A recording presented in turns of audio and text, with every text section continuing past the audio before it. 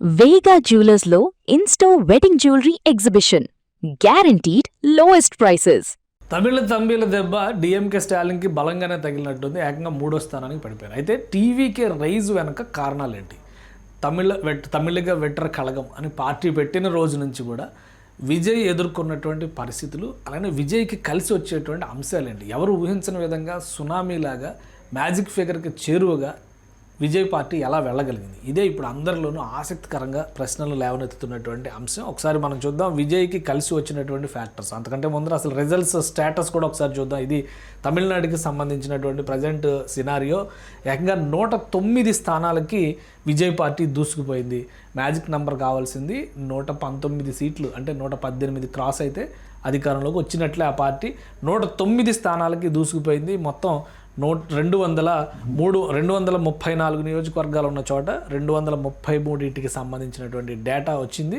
So ఆ డేటాలో చూస్తే 109తో టీవీకే ఉంది, ఏఐడిఎంకే 63కి వచ్చింది, డిఎంకే 39కి పడిపోయింది. చాలా చావు దెబ్బ అనమాట స్టాలిన్కి. ఎందుకంటే మహిళా బిల్లును వ్యతిరేకించినందుకు సెలబ్రేషన్స్ చేశారు, దానివలన ఏదో సాధించిన విజయం కింద చెప్పారు. సో అది చాలా రాంగ్ స్ట్రాటజీ అని చెప్పని తమిళ ప్రజలు ట్రీట్మెంట్ ఇచ్చినట్టుగా కనిపిస్తుంది. మిగతా పార్టీలు కూడా చూస్తే ఇప్పుడు పిఎంకే కానీ ఐఎన్సీకి, కాంగ్రెస్ పార్టీ ఒక 5 చోట్ల గెలిచింది, బీజేపీ 3కి పెంచుకోగలిగింది ఇక్కడ. సో ఇది బీజేపీ, సిపిఐ, సిపిఎంకి సంబంధించినటువంటి పార్టీలు చూస్తే కనుక అవి సిపిఎం మాత్రం ఒక దగ్గర లీడ్లో ఉంది. వీటికి ఒకసారి చూడండి మ్యాప్ మొత్తం కూడా పింక్ కలర్ అంతా కూడా టీవీకేకి ఉపయోగిస్తున్నటువంటి కలర్ అనమాట. కాన్స్టిట్యున్సీస్ వైజ్గా ఎక్కడ చూసినా కానీ లీడ్స్ అవే కనిపిస్తూ ఉన్నాయి అనమాట. కాన్స్టిట్యున్సీస్ వైజ్గా తమిళగా వెట్రి కళగం ఈ పార్టీకి సంబంధించినటువంటి నాయకులు మణి గౌండర్ అయిన లీడ్స్ వస్తున్నటువంటి దృశ్యాలు మనం చూస్తున్నాము. అయితే విజయ్కి కలిసి వచ్చిన ఫ్యాక్టర్స్ ప్రధానంగా ఒక 8 ఫ్యాక్టర్స్ కనిపిస్తున్నాయి. అవి ఏంటనేది ఒకసారి విశ్లేషణ చేద్దాం. విజయ్కి జరిగినటువంటి ఓటింగ్లో ఇంకా యాక్యురేట్ డేటా వస్తుంది, కానీ ఎగ్జిట్ పోల్స్ డేటా ప్రకారం ప్రజెంట్ పార్టీ అనలైజ్ చేసుకుంటున్నటువంటి అంశాలు, వాళ్ళకున్న రిపోర్ట్స్ ప్రకారం చూస్తే విజయ్కి బలమైనటువంటి అండదండగా నిలిచింది జెన్జీ. యూత్ ఫ్యాక్టర్స్లో ముఖ్యంగా 18 నుంచి 19 సంవత్సరాలు, అంటే just fresh voters, first time voters దాదాపు 68% మంది టీవీకే వైపు మొగ్గు చూపినట్టుగా ప్రైమరీ డేటాను బట్టి తెలుస్తుంది. ఇంకొంత సమయం పడుతుంది మనకి యాక్యురేట్ డీటెయిల్స్ రావడం, కానీ ఒక 68% మంది, అలానే 20 నుంచి 29 సంవత్సరాల వయసు ఉన్నటువంటి వాళ్ళలో 59% మంది టీవీకే వైపే చూపారు. ఎందుకంటే మార్పు కోరుకుంటున్నటువంటి వాళ్ళు. వీళ్ళకి ఎవరికి కూడా తమిళనాడుకి ఎంజీఆర్ ఏం చేశారు, జయలలిత ఏం చేసింది, కరుణానిధి ఏం చేశారు, ఇవన్నీ కూడా పెద్దగా తెలిసేటువంటి అవకాశాలు లేవు. అంటే 2000 సంవత్సరం తర్వాత పుట్టిన యువత ఎక్కువ మంది ఉన్నారు, 2005 తర్వాత పుట్టిన వాళ్ళు కూడా ఎక్కువ మంది ఉన్నారు ఇందులో, 2003, 2004. సో ఆ డేటా ప్రకారం చూస్తే ఇది భారీ తొలిసారి వేసేటువంటి ఓటర్ల వేవ్ ఒక బలమైన సునామీలాగా టీవీకేకి తగిలింది. ఇక రెండోది అతని వ్యక్తిగత ప్రజాదరణ, ఆకర్షణ. ఈ 2 విషయాలు చాలా ఎక్కువ. ఎందుకంటే సినిమా స్టార్కి ఉండేటువంటి ఇమేజ్ వేరు. తమిళనాడులో సినిమా రాజకీయాలని వేరు చేసేటువంటి పరిస్థితి అసలు ఉండదు. కాబట్టి ఒక స్టార్ వాట్ గతంలో విజయకాంత్ లాంటి వాళ్ళు వచ్చినప్పటికీ, కమల్ హాసన్ లాంటి వాళ్ళు ట్రయల్స్ వేసినప్పటికీ కూడా పెద్దగా వర్కౌట్ అయినా లేవు. రజనీకాంత్ వచ్చుంటే పరిస్థితి వేరేగా ఉండేదేమో. రజనీకాంత్ రాలేదు, పైగా అది రైట్ టైం కూడా కాదు. అక్కడ రైట్ డెసిషన్ రజనీకాంత్ తీసుకున్నారనే చెప్పాలి. ఎందుకంటే అప్పటికి తమిళనాడులో జయలలిత ఒకవైపు, కరుణానిధి మరొక వైపు బలంగా నిలబడి ఉన్నటువంటి నేతలు ఉన్నారు. ఇప్పుడు ఒకవైపు 2 వైపులా కూడా అసలైన నేతలు వెళ్ళిపోయారు. ఒకవైపు స్టాలిన్ మాత్రమే బలంగా కనిపిస్తున్నారు, కానీ మిగతా వాళ్ళు ఎవరు బలమైన నేతలు లేరు. సో ఆ ఎడ్జ్ని తన ఆకర్షణ శక్తితో దళపతి, పవర్ స్టార్ అని చెప్పిన ఇమేజ్ పొందినటువంటి ఆయన, అలానే ఫస్ట్ టైమర్ కాబట్టి నమ్మొచ్చు, ఈయన సినిమాలు కూడా దాదాపు ఒక 20-25 ఏళ్ళుగా మనం చూస్తే సోషల్ చేంజ్ మీద ఉన్నటువంటి సినిమాలు ఎక్కువ ఉంటాయి, ఆ టాపిక్స్ మీద. కాబట్టి తన ఐడియాలజీని యాక్సెప్ట్ చేయడం, దాని మీద నమ్మకం కుదరడం అనేటువంటిది మొత్తం.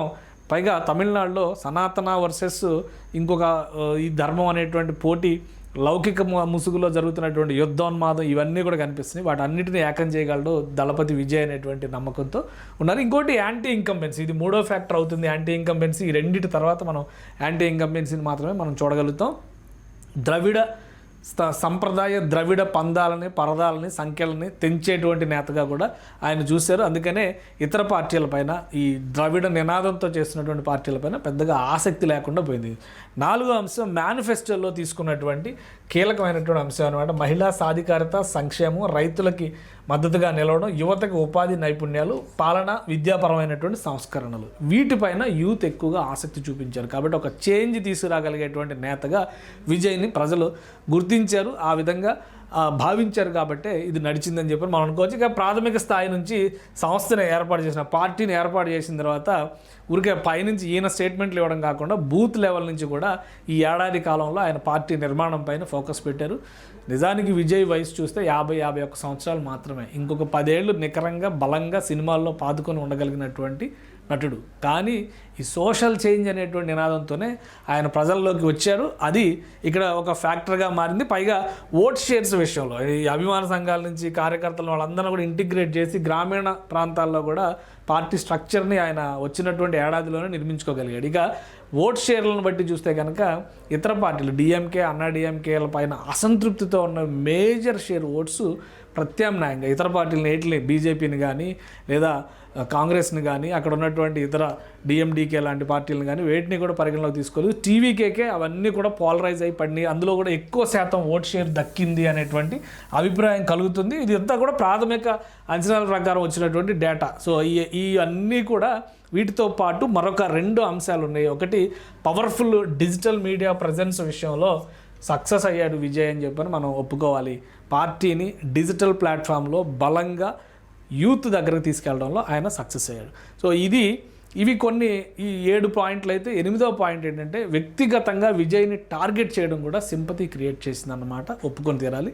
ఆయన పర్సనల్ లైఫ్లో వచ్చినటువంటి డిస్టర్బెన్స్, తర్వాత యాక్టర్ త్రిషతో ముడిపెట్టి చేసినటువంటి ప్రచారం, నేరుగా కొంతమంది మంత్రులే మాట్లాడారు ఇప్పుడు క్యాబినెట్లో, డిఎంకే క్యాబినెట్లో, స్టాలిన్ క్యాబినెట్లో 28 మంది ఓటమి అంచులో ఉన్నారనేటువంటిది సమాచారం, ప్రాథమికంగా వస్తున్న సమాచారం. సో ఎప్పుడైతే వ్యక్తిగతంగా టార్గెట్ చేసి తమిళనాడు ప్రైడ్ని, తమిళనాడు గొప్పతనాన్ని పక్కన పెట్టి ఆయన రాజకీయ వ్యూహాలు, రాజకీయ సిద్ధాంతాలను పట్టించుకోకుండా కేవలం ఆయన పర్సనల్ వ్యవహారాల మీద మాట్లాడారో అది విపరీతమైన వ్యతిరేకత తీసుకుంది. సో ఈ 8 ఫ్యాక్టర్లు విజయ్ సునామీకి, విజయ్ వేవ్కి ప్రధానమైనటువంటి భూమికగా తమిళనాడులో కనిపిస్తున్నాయి. అలానే క్షణక్షణం అంటే రిజల్ట్ రావడానికి ఇంకొక 1.5 గంటల సమయం పట్టొచ్చు, కానీ క్షణక్షణం అప్డేట్స్ చూస్తే కనుక, ఈ వెబ్సైట్స్లో వస్తున్నటువంటి అప్డేట్స్ చూస్తే కనుక నంబర్స్ మారుతూనే కనిపిస్తున్నాయి, ఇటు అటు. కానీ విజయ్ స్థాయిని మాత్రం తగ్గించే విధంగా ఎక్కడా రావట్లేదు. విజయ్ నంబర్ ఒక్కొక్కటి పెరుగుతుంది, ఇక్కడ మాత్రం ఒక నంబర్ తగ్గుతుంది, లేదా ఇక్కడ ఒక నంబర్ తగ్గుతుంది.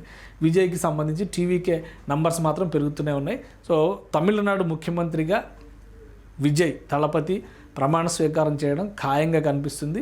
118 స్థానాలను బ్రేక్ చేస్తాడనేటువంటి సంకేతాలు కూడా స్పష్టంగా కనిపిస్తున్నాయి. సో ముఖ్యమంత్రిగా బాధ్యతలు తీసుకునే ముందర విజయ్ ఎటువంటి ప్రకటన చేస్తారనేటువంటి ఆసక్తి కూడా ఇప్పుడు నెలకొని ఉంది. ఇప్పటికే ఆయన ఇంటి దగ్గర కట్టుదిట్టమైనటువంటి భద్రతా ఏర్పాట్లని చేశారు. డిఎంకే కార్యాలయం బోసిపోయింది, అక్కడ వేసిన టెంట్లు కూడా పీకేసినటువంటి పరిస్థితి. టీవీకే చీఫ్గా విజయ్ పోటీ చేసినటువంటి 2 స్థానాల్లోనూ విజయం సాధించబోతున్నారు. 2 చోట్ల ఓడిపోతారని ప్రచారం జరిగింది నిన్నటి వరకు, కానీ 2 స్థానాల్లో ఆయన విజయం సాధించబోతున్నారు.